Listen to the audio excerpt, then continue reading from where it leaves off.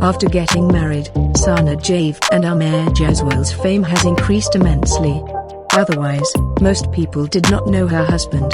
Suddenly people were shocked to hear the news of their marriage.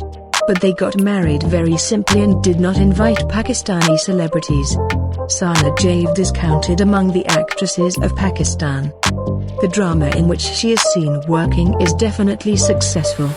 On the other hand, she has also shown successful acting in Pakistani films.